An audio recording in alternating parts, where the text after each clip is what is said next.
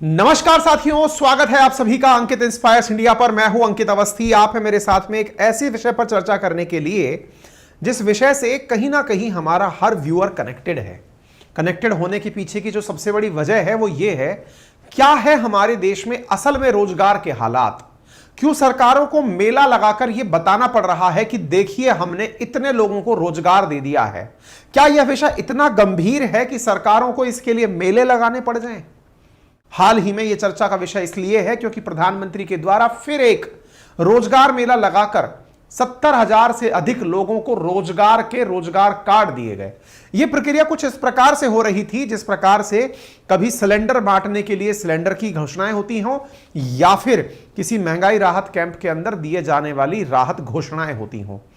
इस पूरे रोजगार मेले को देखकर ऐसा प्रतीत हो रहा था कि लोगों ने रोजगार तो प्राप्त किया है लेकिन लॉटरी से प्राप्त किया है, उसके लिए उन्होंने मेहनत नहीं की है। क्या इस तरह की फीलिंग सरकार देकर अपनी पब्लिसिटी करना चाहती है कि उन्होंने जनता के लिए कितना भंडार खोल दिया, देखिए कितने रोजगार खोल दिए, या फिर लोगों की मेहनत का जो परिणाम उन्हें मिला है उसका क्रेडिट सरकार खाना चाहती है, या फिर सरकार वाकई में सब लोगों के लिए इतना ज्यादा कर रही है कि उसे जताने के लिए एक बहुत बड़े इवेंट की जरूरत पड़ती है। रोजगार से जुड़ा यह मुद्दा हम सभी के बहुत करीब है, इसलिए आज का सेशन विशेष रूप से इस विषय पर फोकस करता है, क्या है देश में रोजगार के हालात। सरकार ने हर साल 2 करोड़ रोजगार की बात की थी या 10 लाख रोजगार की 5 साल में बात की थी। क्या है ये पूरी कहानी, आज के सेशन में समझेंगे। आपके सामने एक वीडियो प्ले हो रहा है जिस वीडियो के अंदर आप देखते हैं कि प्रधानमंत्री नरेंद्र मोदी अपने हाथ में रिमोट लेकर एक ऐसे इवेंट को ऑर्गेनाइज करवाते हैं जिसमें कि गवर्नमेंट डिपार्टमेंट के अंदर जो लोग नौकरी करने जा रहे हैं उनमें 71,000 लोगों को अपॉइंटमेंट लेटर दिया गया। आप में से, मुझ में से बहुत सारे लोग जो तमाम प्रतियोगी परीक्षाओं की तैयारी में रहे हैं उनके फाइनल सिलेक्शन पर कि लीजिए अब जाकर नौकरी ज्वाइन कर लीजिए, उसे अपॉइंटमेंट लेटर कहते हैं। और 71,000 लोगों को सरकार द्वारा अपॉइंटमेंट लेटर दिया गया, उसकी तस्वीरें सरकार द्वारा जारी की गई। लेकिन इसके जारी होते ही लोगों ने प्रश्न पूछना शुरू कर दिया और प्रश्न वाकई में एकदम जेन्युइन था। और प्रश्न यह था, what is next? School graduation certificate being handed out personally, यानी कि अब स्कूल के क्या सर्टिफिकेट भी हमको इसी तरह से दिए जाएंगे। गवर्नमेंट तो आधी कर दी, रेलवे में दूसरी वैकेंसी आने में एज ओवर हो जाती है, और पीआर के लिए यानी प्रचार प्रसार के लिए तो ऐसे कर रहे हैं जैसे गवर्नमेंट वैकेंसी पहले से बढ़ा दी गई हो। एक और भाई साहब लिखते हैं, यह अभियान कितनी बार शुरू होगा? पिछले साल भी कुछ ऐसा ही हुआ था। कोई लिखता है टू लिटिल टू लेट, कोई लिखता है हर साल 2 crore job. Is this lottery system for jobs? If these candidates were selected through competition test then all this is not required and system should run its normal course. इस तरह से लोगों ने अपनी निराशा व्यक्त की, अपना गुस्सा व्यंग में व्यक्त किया। बहुत सारे लोग जो प्रशंसक हैं उन्होंने तारीफ की कि देखिए सरकार ने इतने लोगों को रोजगार बांट दिया। लेकिन इस रोजगार के पीछे का जो डार्क सच है ना, वो आज के सेशन में हम आपके सामने रखने का प्रयास करेंगे। हमारे बहुत सारे लिसनर्स ऐसे हैं जो विभिन्न प्रतियोगी परीक्षाओं में इन्वॉल्व हैं, अपने जीवन का एक बहुत बड़ा कीमती समय वो उस परसेंटेज जॉब को प्राप्त करने में लगा देते हैं जिसके लिए करोड़ों लोग ऑलरेडी आवेदन में हैं। आज के सेशन में विषयों पर चर्चा होगी। आप यहां पर लेकिन सरकार की तरफ से किया गया कमेंट देख सकते हैं जिसमें वो लिख रहे हैं, earlier it was difficult to apply for government job. सरकार कहती है कि साहब पहले गवर्नमेंट जॉब के लिए अप्लाई करना मुश्किल होता था, लेकिन अब हमने आसान कर दिया है। लेकिन लोग इनकी फिरकी ले रहे हैं, सरकारी नौकरियां ही कम हो गई हैं तो जॉब के लिए अप्लाई करने में की दिक्कतें तो कहां आएंगी। अब ये सब चर्चाएं क्यों हो रही हैं? क्योंकि असल में प्रधानमंत्री नरेंद्र मोदी ने आज ही मतलब 15 तारीख के दिन जो है वो 71,000 अपॉइंटमेंट लेटर बांटने की खबर आई। AIR न्यूज पर आज के दिन प्रकाशित हुआ कि प्रधानमंत्री Narendra Modi distributes appointment letter to 11,000 new recruitee. आप देख सकते हैं रोजगार मेला लगाकर सरकार के द्वारा जॉब बांटे गए। तेजस्वी सूर्या का 16 मई का ट्वीट देख सकते हैं, जी किशन रेड्डी का 16 मई का ट्वीट देख सकते हैं, जिसमें ये लोग कह रहे हैं कि प्रधानमंत्री ने अपने रोजगार मेले के 5वें संस्करण में 71,000 जॉब दी हैं। ये इसका 5वां संस्करण बताया गया। सरकार की तरफ से जो राजनेता हैं वो तारीफ कर रहे हैं, सरकार के विरोध में जो युवा है या फिर जो भी अपोजिशन पार्टी हैं वो इस बात पर निराशा व्यक्त कर रहे हैं कि कितनी सी जॉब हैं और उनको भी प्रेजेंट करने के लिए इतना तामझाम क्यों। सब तरह की बातें हैं, सारी बातों का विश्लेषण आज के सेशन में करेंगे साथियों। लेकिन इस विश्लेषण में एक जो सबसे जरूरी बात है वो ये कि आपको ये जरूर पता होना चाहिए कि 71,000 सुनने में नंबर बड़ा लग रहा है, लेकिन वास्तविकता में यदि आपको यह पता हो कि हर साल कितना बच्चे आवेदन करते हैं गवर्नमेंट जॉब के लिए, तो आपको यह निराशा होगी और आपको जानकर आश्चर्य होगा कि 0.5% से भी कम लोगों को, आवेदन करने वाले लोगों को जॉब मिलती है। 0.5% से भी कम लोगों को, इससे आप अंदाजा लगा सकते हैं, ठीक है ना। तो आज के सेशन में सारी बातें की जाएंगी। चूंकि कांग्रेस इस बात को लेकर के बड़ी हमलावर है और उन्होंने इसी विषय पर ट्वीट करते हुए लिखा कि सालाना 2 करोड़ की नौकरियां देने का वादा करने वाले मोदी जी ने 9 साल में अब तक 18 करोड़ युवाओं के सपने चकनाचूर कर दिए हैं। सरकारी महकमों में 30 लाख पद खाली हैं, पर आज सिर्फ 71,000 भर्ती पत्र बांटने का इवेंट बनाया गया है। कांग्रेस पार्टी युवाओं के लिए विश्वासघात पर पुरजोर जवाब देगी। कांग्रेस ने एक और ट्वीट करते हुए कहा, जुमला था कि 9 करोड़ नौकरी हर साल देंगे, हकीकत यह है कि 22 करोड़ लोगों के आवेदन आए और 1% को भी नौकरी नहीं दे पाए। 9 साल में मिलनी चाहिए थी 18 करोड़ नौकरियां, लेकिन 1% युवा को भी नौकरी नहीं मिली। तो इस प्रकार से रोजगार अपने आप में एक बड़ा मुद्दा है और असल मायने में देश के अंदर रोजगार वाकई में एक बहुत बड़ी डिबेट का इशू भी है। आज के सेशन में इस विषय पर हम चर्चा करेंगे, लेकिन उससे पहले जब हम इस दिशा में आगे बढ़ें, आपके दिमाग में भी, बहुत सारे लोगों के दिमाग में एक प्रश्न भी आएगा कि सर अगर ऐसा ना हो तो हम कर क्या क्या सकते हैं। हमें तो यह भी नहीं पता है कि असल में जॉब सरकारी के अलावा आती कहां है। इसके लिए मैं आप लोगों को एक ऑडियो बुक रिकमेंड कर रहा हूं। कमेंट बॉक्स में एक बुक मैंने पिन की है, जिस ऑडियो बुक को आप सुन सकते हैं कुकू एफएम पर, जिसका लिंक हमने आपके साथ पिन किया है, जहां पर आपको पता चलता है कि देश में इस समय फास्टेस्ट ग्रोइंग जॉब एरिया कौन से हैं। जैसे डेटा साइंटिस्ट है, रोबोटिक्स है, सोशल मीडिया मैनेजर है, नर्सिंग है, सॉफ्टवेयर डेवलपर्स है, ऐसे और भी तमाम प्रकार के जॉब्स जो इस 2023 में बहुत बड़ा मार्केट अपना बना गए हैं। और भी आपको ऐसी जानकारियां इस ऑडियो बुक के माध्यम से पता चलेंगी कि मार्केट में कौन सी जॉब सेक्टर डेवलप नए प्रकार से हुए हैं जो कन्वेंशनल नहीं है। इस कुकू एफएम नामक प्लेटफॉर्म पर आप ना केवल इस ऑडियो बुक को ही सुन पाएंगे, बल्कि पूरे 1 महीने का सब्सक्रिप्शन लेने पर आपको कई और भी ऑडियो बुक्स, लगभग 10,000 से अधिक ऑडियो बुक्स सुनने को मिलती हैं। ये विभिन्न भाषाओं में उपलब्ध हैं। 15 लाख से अधिक एक्टिव यूजर्स इसे फिलहाल उपयोग में ले रहे हैं। 45 लाख आवर से ज्यादा का कंटेंट यहां पर उपलब्ध है। मोटिवेशनल और सेल्फ हेल्प से संबंधित 1000 से अधिक ऑडियो बुक्स यहां उपलब्ध हैं। फाइनेंस और एंटरप्रेन्योरशिप से संबंधित 300 से अधिक ऑडियो बुक्स उपलब्ध हैं। और विशेष रूप से स्टूडेंट्स के लिए पॉलिटी, हिस्ट्री, यूपीएससी और ऑटोबायोग्राफी जैसी चीजें जो हैं वो इस प्लेटफॉर्म पर उपलब्ध हैं।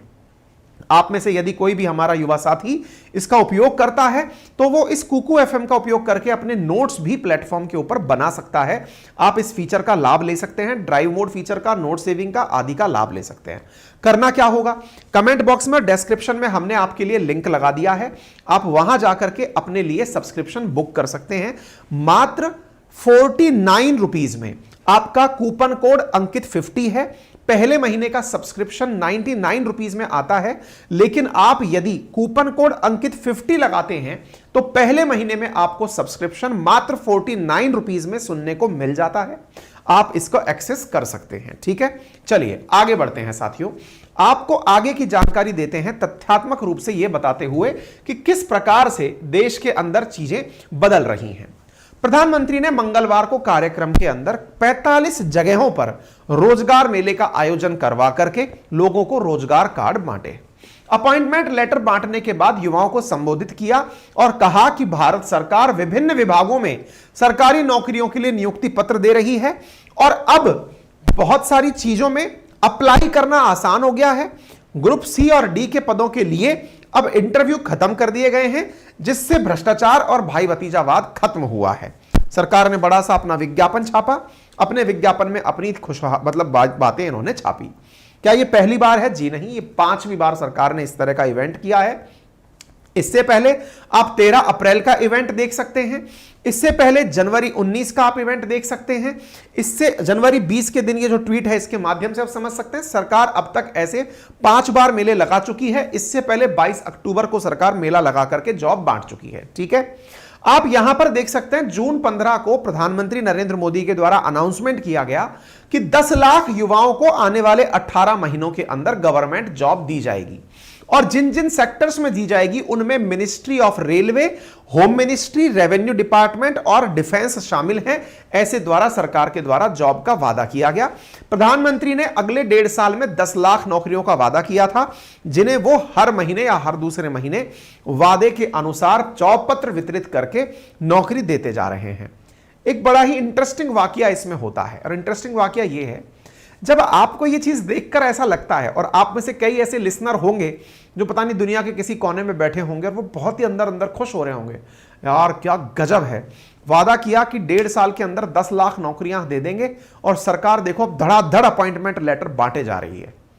लेकिन जो विद्यार्थी परीक्षाएं दे रहा है ना, उसे सच्चाई पता है, उसे पता है कि पूरे के पूरे इतने सालों का जो इंतजार है, रेलवे के विद्यार्थी 18-19 से वैकेंसीज में इन्वॉल्व विद्यार्थी जो लंबे समय से इन्वॉल्व हैं, वो अभी तक रोजगार में नियुक्ति पाने का इंतजार कर रहे हैं और उनकी नियुक्ति को आप एक इवेंट बनाकर दे देते हैं। या ये मानकर चलिए कि पूरे 5 साल के कार्यकाल के अंदर जिन लोगों ने विभिन्न परीक्षाएं दी थी, उन्हें आपके 5वें साल पूरे होने के अवसर पर आप एक मेला आयोजित करते हैं और 5 साल से बेरोजगार बैठे युवा को आप उठा करके नौकरी पकड़ा देते हैं। कुछ इस तरह का इवेंट आयोजित किया जा रहा है। ये कोई लॉटरी सिस्टम से मिलने वाली नौकरियां नहीं है, बच्चों ने इनमें परीक्षाएं दी हैं, परीक्षाओं के बाद में वो इंटरव्यू क्वालिफाई किए हैं, करने के बाद में फाइनल मेरिट लिस्ट में जब वो पहुंच गए हैं, तब से वो इंतजार कर रहे हैं कि अब हमें अपॉइंटमेंट लेटर मिलेगा, जो कि सामान्यतया सिलेक्शन के साथ ही मिल जाना चाहिए। उस प्रक्रिया को सेरेमोनियल तरीके से दर्शाने का प्रयास किया जा रहा है। तो जो सिलेक्टेड युवा है उसमें इस बात की खुशी कम, गम ज्यादा है, क्योंकि उसे इस दिन के लिए इंतजार करना पड़ा, इलेक्शन ईयर आने तक का इंतजार करना पड़ा। वो परीक्षा दिए कब से बैठा हुआ है और अभी भी लाखों युवा परीक्षा पास करके इंतजार में बैठे हुए हैं कि उनका नंबर भी आएगा, उन्हें भी इस तरह का अपॉइंटमेंट लेटर देकर के उनके जो पास किए हुए एग्जाम हैं उनके बदौलत उन्हें रोजगार मिल जाएगा। लेकिन जब इस तरह की चीजें देखते हैं तो बहुत सारे युवा जो इस समय कॉलेज में है, स्कूलों में है या फिर अभी कंपटीशन में उतरे ही नहीं है, उन्हें बड़ी पॉजिटिव सी फीलिंग आती है। उन्हें लगता है क्या गजब चल रहा है, सरकार नौकरियां मेले लगाकर दे रही है। ये तो ऐसे लग रहा है जैसे पहले बेरोजगारी मेले लगा करते थे, एम्प्लॉयमेंट डिपार्टमेंट के द्वारा लगाए जाते हैं।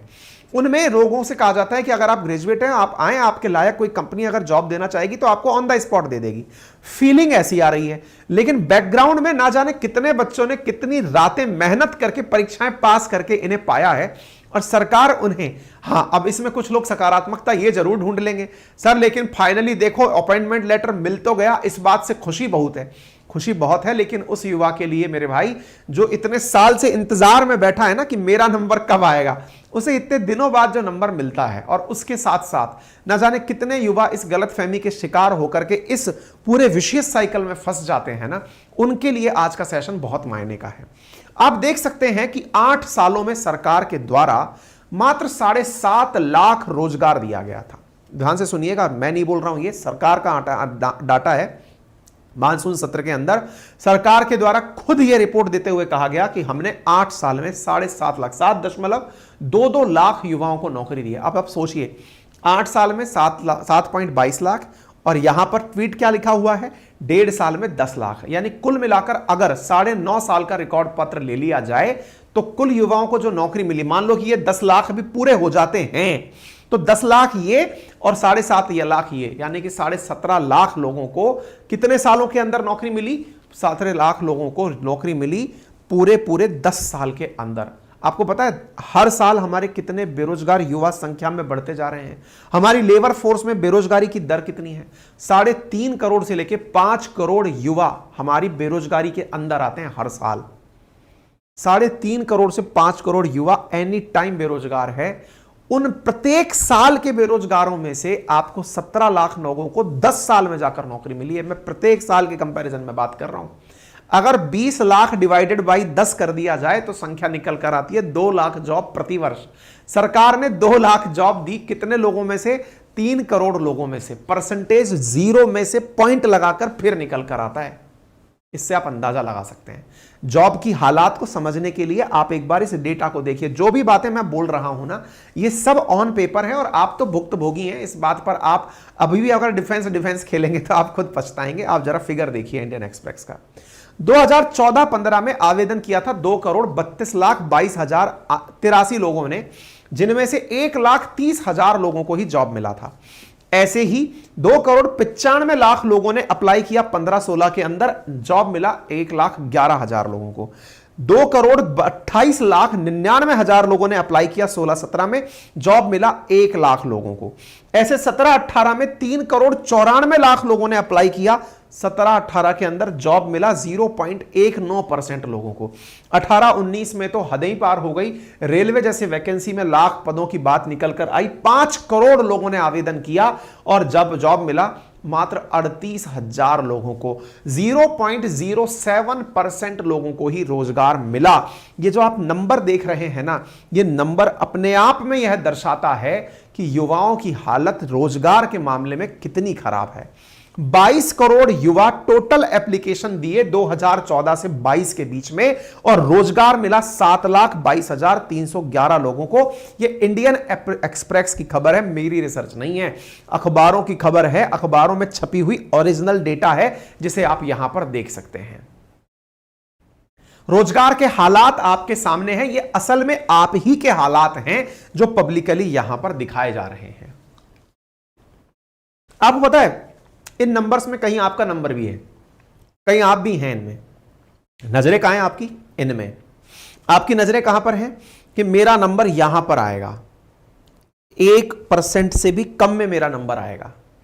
मुसीबत यह नहीं है, मुसीबत सबसे बड़ी पता है क्या है? जो 100 लोग तैयारी में है ना, उसमें से एक व्यक्ति भी नहीं, उसका भी 1/3 हिस्से को नौकरी मिल रही है। 1000 में से 33 लोगों को नौकरी मिल रही है, आप यूं समझिए। अगर ये हालात हैं तो जो बाकी बचे हुए लोग हैं ना, जो अपने पूरे जीवन में जब से वो 18 साल के होते हैं, ग्रेजुएशन के बाद ग्रेजुएशन में एंट्री करते हैं और पूरे 30 साल तक जब हो जाते हैं, लगभग 10 से 12 साल उनका कंपटीशन की तैयारी में ही बीतता है। और वो फाइनली इसमें आते हैं नहीं आते हैं, ये बात तो आप ऐसे लगा लीजिए कि 100 में से 99.6% युवा ऐसा है जो सरकारी नौकरी नहीं पाता। जब वो सरकारी नौकरी नहीं पाता तो उसके जीवन में नौकरी ना पाने की जो दर्द और पीड़ा होती है ना, वो उस व्यक्ति को किसी और कार्य के अंदर भी मन नहीं लगाने देती। होता यह है कि जो इस मोर्चे में फेल मार जाता है, वो व्यक्ति इससे फेल होने के बाद अपने बाकी बचे जीवन को 30 साल से आगे, अगर औसत साल हम 60 भी मान लें कि कोई व्यक्ति 60 साल तक एक्टिवली वर्क करता है, तो वो ये बाकी बचे हुए जो 30 साल हैं, वो इन बाकी बचे 30 साल को गहरी निराशा में बिताता है। इनमें भी बहुत सारे युवा वो हैं जिन्होंने अपने एग्जाम के क्राइटेरिया या टारगेट में यूपीएससी, स्टेट पीएससी जैसे एग्जाम्स को रखा होता है। उनकी नजर में होता है कि मैं इस एग्जाम के अंदर एंट्री करूंगा, मेरा सिलेक्शन होगा, एक दिन मैं कलेक्टर बनूंगा, एसडीएम बनूंगा, बत्ती की गाड़ी में घूमूंगा। वो इस सपने में इतना बेरोजगार हो जाता है, इतना मानसिक रूप से त्रस्त हो जाता है कि वो 30 से 60 साल की उम्र में घोर घनघोर निराशा में अपना समय व्यतीत करता है। उसे हर चीज में केवल हार नजर आती है। उसने इस प्रक्रिया को जीतने का तरीका ही नहीं सोचा। मेरे प्यारे साथियों, यह बहुत बड़ा विशियस साइकिल है। इसमें आपको हार कर नहीं, जीत कर जाना है। और वो जीत कर कैसे जाना है वो पहले मुझसे सुन लो, उसके बाद आपके मन में आए जो कर लेना। अगर बाई चांस मेरी बात किसी के दिमाग में बैठ जाए तो साथियों, आप में से बहुत सारे मेरे मित्र ऐसे हैं जिन्होंने अपने आप के लिए गवर्नमेंट जॉब में मौका देना अपना जन्मसिद्ध अधिकार समझा है, क्योंकि उनके परिवारजन उनके पीछे पड़े हैं कि बेटा नहीं, तुम्हें एक बार सरकारी नौकर तो बनना ही है। अगर तुम नहीं बन पाए तो हम तुम्हें काबिल व्यक्ति नहीं समझेंगे। यदि आपको लगता है कि आपको ऐसे रिश्तेदार, ऐसे घर वालों के लिए ही कुछ करना है, तो मैं आपको एक ट्रिक दे रहा हूं, अप्लाई करके देख लीजिएगा। अगर बैठता है तो बढ़िया है, अदरवाइज आपका जीवन आपके हाथ में है। क्या ट्रिक है, क्या तरीका है, सोचिएगा। सबसे पहले आप जिस भी एग्जाम को टारगेट कर रहे हैं, आप ग्रेजुएशन में जब एंट्री कर रहे हैं, उस समय अपने आप से एक प्रश्न पूछिएगा कि क्या मैं अपने आने वाले समय में जब मैं ग्रेजुएट होऊंगा उस समय किस एग्जाम की तैयारी करूंगा। नंबर 1, क्या मैं यूपीएससी की तैयारी करूंगा? इसकी तैयारी के फायदे क्या हैं? सीटें कम जरूर हैं लेकिन हर साल एग्जाम होता है। भारत में हर साल एग्जाम हो जाए यह अपने आप में बहुत बड़ी उपलब्धि है। ऐसा क्यों कह रहा हूं मैं? इसलिए कह रहा हूं क्योंकि स्टेट पीएससी के जो हालात हैं वो तो साहब बहुत ही बुरे हैं। कैसे? 2.5 3 साल तक तो परीक्षाएं ही नहीं होती हैं। राजस्थान की बात करो, मध्य प्रदेश की बात करो, कोई सा स्टेट उठा लो। मध्य प्रदेश के बारे में कुछ बच्चों से बातचीत हुई, वो कह रहे थे कि सर 17 के बाद से लेकर अब तक हम रिजल्ट के इंतजार में बैठे हैं। 5-6 साल मुद्दों में ही निकल जा रहे हैं। आरक्षण जैसा मुद्दा बीच में आ गया, वैकेंसी अटके पड़ी है। ऐसी स्थिति में यदि आप ग्रेजुएशन के बाद निकलकर विचार कर रहे हैं कि मुझे कहां एंट्री करनी है, कॉन्शियसली एंट्री करिएगा। आपको लगता है, जैसे हम स्टेट पीसीएस राजस्थान की बात बताएं तो यहां एवरेज है 2.5 साल के अंदर एक प्रक्रिया पूरी होती है। 2021 का पेपर दिए हुए बच्चों का रिजल्ट तो आ गया लेकिन इंटरव्यू की डेट अब तक नहीं आई है। आप सोचकर देखिए, 2021 की वैकेंसी है, बच्चे मेंस का रिजल्ट दे चुके हैं, इंटरव्यू की डेट अब तक नहीं आई है। कोई डेट नहीं है। इंटरव्यू की डेट आएगी, उसके बाद फाइनल सिलेक्शन आएगा, नौकरी तो जाने कब आएगी।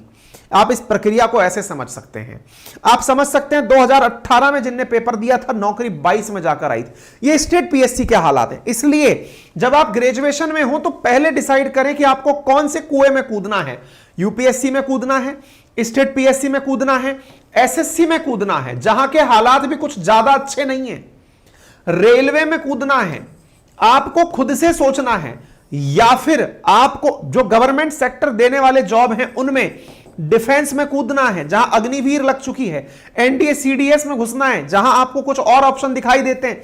ये कुछ ऐसे ऑप्शंस हैं, या फिर टीचर के अंदर घुसना है। ये आपके पास में कुछ सरकारी टीचर जैसे ऑप्शन है। आप पहले डिसाइड करिएगा, अगर आपको जॉब चाहिए, पहला स्टेप यहीं से शुरू होता है कि आप अपने आप को कितना साल देना चाहते हैं। आपको यह नहीं होना चाहिए कि मुझे तो पता ही नहीं था कि इस प्रक्रिया में कितना टाइम लगता है। आप महामूर्ख श्रेणी में डाले जाएंगे। अगर आपको पता है कि इस प्रक्रिया में कितना टाइम लगता है तो ही एंट्री करिएगा, अदरवाइज नहीं। पहले अपने एग्जाम्स के अंदर अपने आप को जांच लीजिएगा कि यह कितना समय लेती है। पुराने लोगों से पूछ लेना, प्रक्रिया का मालूम कर लेना। प्रक्रिया मालूम चल गई आपको, आपने खुद से अपने लिए समय निकाल लिया कि सर मैं कंपटीशन में 3 से 4 साल तो देना चाहता ही हूं।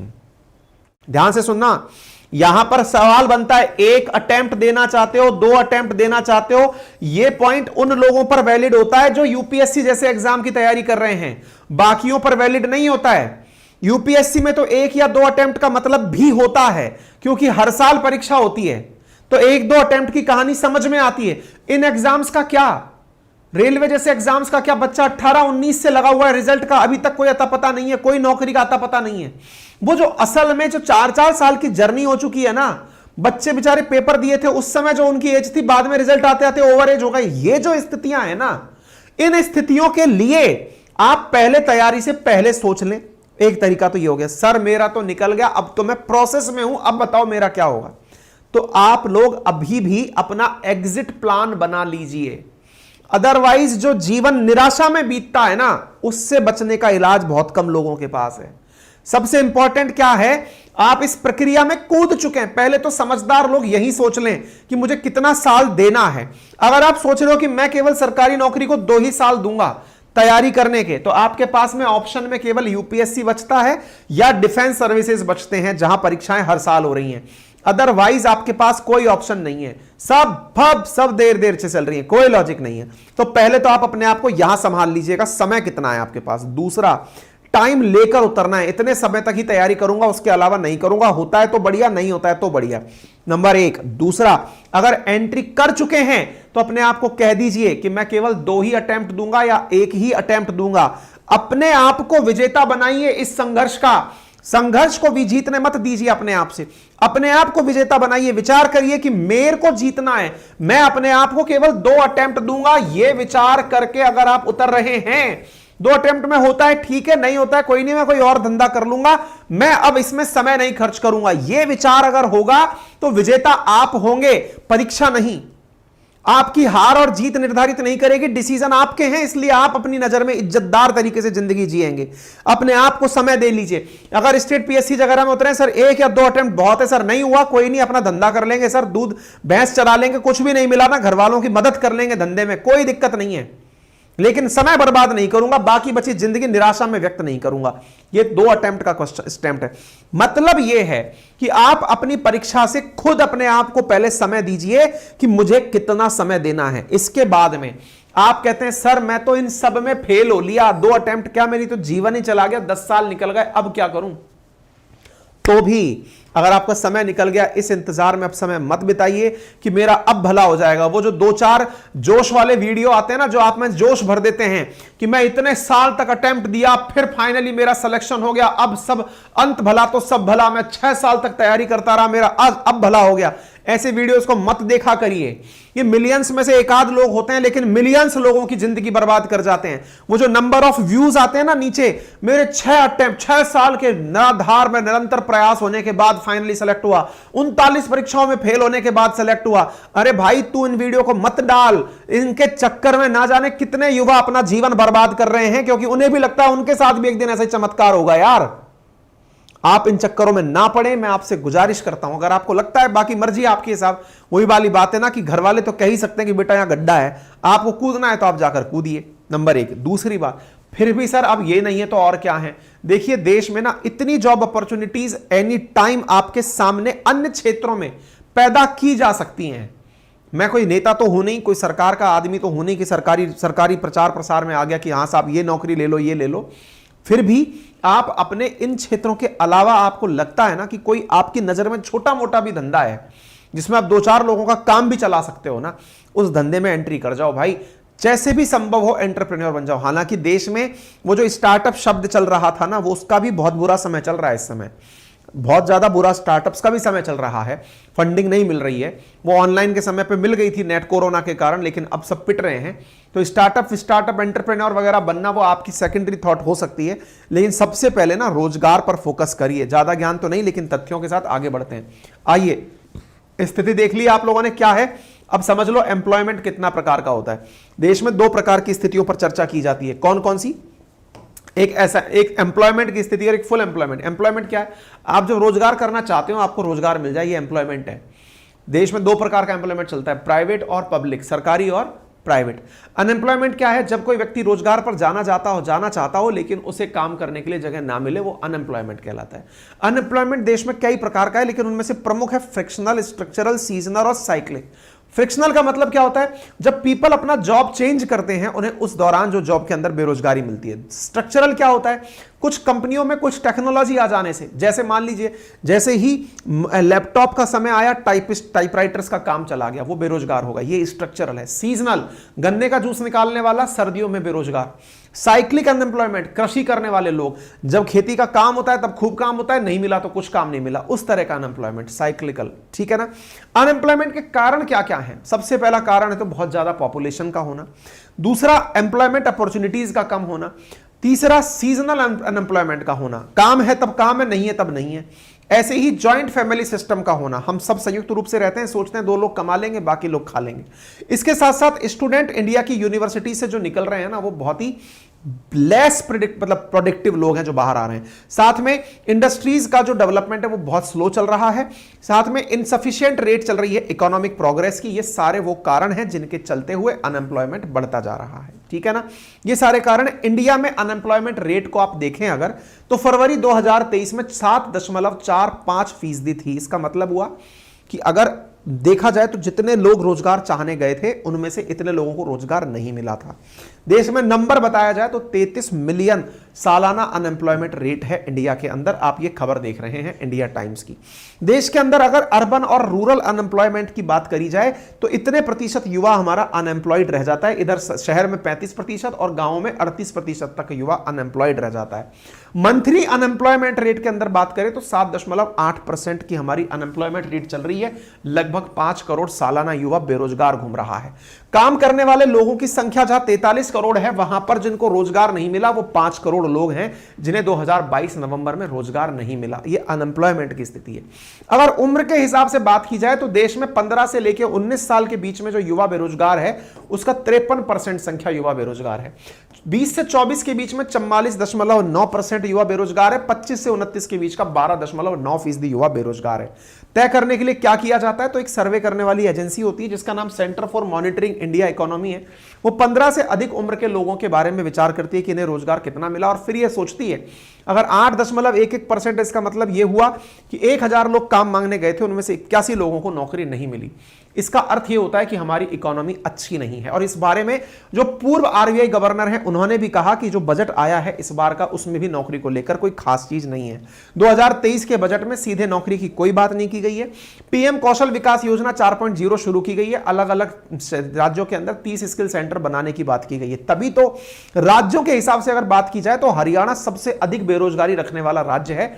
वहीं उड़ीसा 0.9% के साथ में सबसे कम बेरोजगारी रखने वाले राज्यों के सामने निकलकर आया है अनएम्प्लॉयमेंट रेट दिसंबर 2022 के अंदर।